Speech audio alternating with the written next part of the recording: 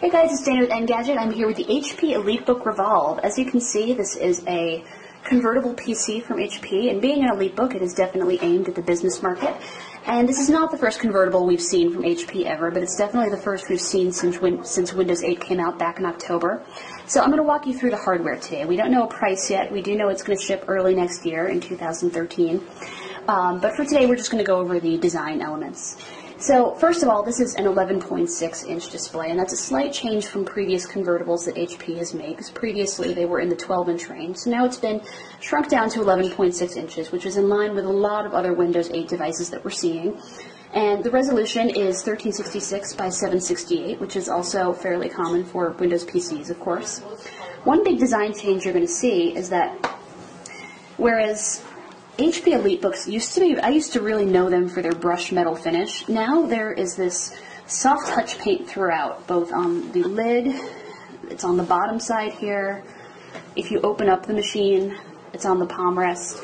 So it has this really soft feeling here. It's definitely going to be very hard to scratch this thing up, which is good because business travelers are going to be using this quite a bit.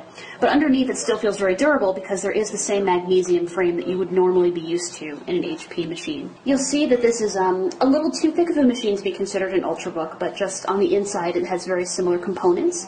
i3, i5, and i7 processors, 4 gigs of RAM, with an empty memory card, with an empty RAM slot, so you can add more memory, and up to 256 gigabytes of solid-state storage. And you'll see on the back here that the components are much more accessible than they would normally be on the Ultrabook, on the Ultra portables that we've been seeing lately.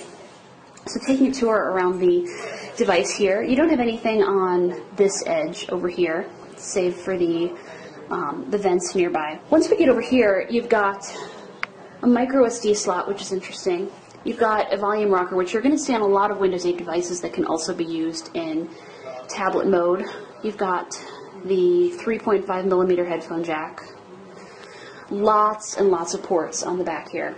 So you've got an Ethernet jack, and what's interesting is you can it dips below here. Same for the power port, which sort of dips, sort of breaks the normal clean lines of the edge there. You've got DisplayPort, you've got USB.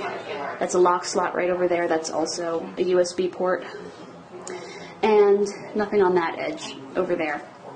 This will be available with cellular data. So globally, that's HSPA+, but in the US, that will be 4G LTE. And no carrier specifically. You can put whatever SIM into the slot that you'd like.